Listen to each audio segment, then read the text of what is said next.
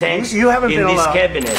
That's with back all to you. respect. You didn't have You our invited military me. equipment. You invited বেশ কিছুদিন ধরেই চলছিল পাল্টাপাল্টি কথা লড়াই, কিন্তু এবার মুখোমুখি বাগবিতণ্ডায় জড়ালেন যুক্তরাষ্ট্রের প্রেসিডেন্ট ডোনাল্ড ট্রাম্প ও ইউক্রেনের প্রেসিডেন্ট ভলোদিমির জেলেনস্কি। শুক্রবার হোয়াইট হাউসের ওভাল অফিসে ঘটে যায় এমনই এক নজিরবিহীন ঘটনা, যেখানে উত্তপ্ত বাক্য বিনিময় হয় এই দুই নেতার মধ্যে। উত্তেজনাপূর্ণ এই বৈঠকটি যা শেষ পর্যন্ত হয় কোনো চুক্তি ছাড়াই। You're gambling with the lives of millions of people. You're gambling with World War III. সাংবাদিকদের সামনেই হওয়া এই বৈঠকে জেলেনস্কিকে একের পর এক আক্রমণ করে বক্তব্য দেন ট্রাম্প। কালার এক্সপার্ট, জর্জ স্যাপ এবং মাইল্ড অন হ্যান্ডস টেকনোলজি সমৃদ্ধ অরিক্স ক্রিস্টাল ওয়াশ আপনার লন্ড্রি এক্সপার্ট। ইউক্রেনীয় এই প্রেসিডেন্টের বিরুদ্ধে শুরুতেই অভিযোগের ফর্দ খুলেন তিনি। ট্রাম্প বলেন, শান্তি না চেয়ে উল্টো তৃতীয় বিশ্বযুদ্ধ নিয়ে জুয়া খেলছেন Zelensky.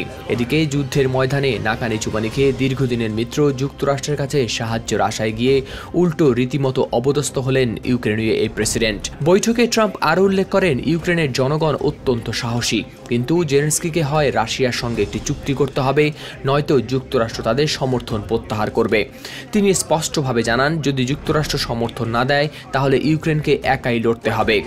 If you didn't have our military equipment, this war would have been over in 2 weeks. In 3 days, I heard it from Putin. In 3 days, this is something maybe new. less. In 2 weeks, of course, yes. It's going to be a very hard thing to do business like this. I tell you. Say thank you. জবাবে Zelensky রাশিয়ার president Vladimir পুতিনকে খুনি হিসেবে উল্লেখ করে তার প্রতি নমনীয় অবস্থানের সমালোচনা করেন এবং ট্রাম্পের প্রতি একজন খুনিকে কোনো ছাড় দেওয়া উচিত নয় বলে সমঝোতা না করার আহ্বান জানান। ট্রাম্প ও জেলেনস্কির এই মতপার্থক্যের জেরে শেষ পর্যন্ত বৈঠকটি রূপ নেয় চিৎকার চেঁচামেচিতে। ট্রাম্প বলেন, যুক্তরাষ্ট্রের এত সহায়তার পরেও ইউক্রেন যথেষ্ট কৃতজ্ঞ নয়। তবে এ পর্যায়ে জেলেনস্কি বহুবার কৃতজ্ঞতার কথা প্রকাশ করার চেষ্টা করলেও তাকে সুযোগই দিচ্ছিলেন না Trump.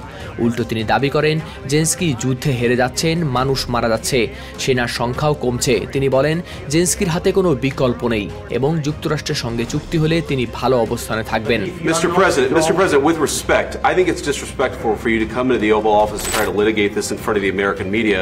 Right now, you guys are going around and forcing. এখানেই শেষ নয়। ট্রাম্পের পর মার্কিন ভাইস প্রেসিডেন্ট জেডি ভ্যান্সও জেলেনস্কির সঙ্গে জড়ান বাগবিতণ্ডায়। ভ্যান্স অভিযোগ করেন, জেলেনস্কি ওভাল অফিসে বসে বিতণ্ডায় জড়িয়ে মার্কিন প্রেসিডেন্টকে অসম্মান করেছেন এবং একবারও কৃতজ্ঞতা প্রকাশ করেননি। জবাবে জেলেনস্কি গলার স্বর উঁচু করে বলেন, তিনি বহুবার আমেরিকার জনগণকে ধন্যবাদ জানিয়েছেন। উত্তেজনার জেরে শেষমেশ বাতিল করা হয় এই দুই রাষ্ট্রনেতার যৌথ সংবাদ সম্মেলন।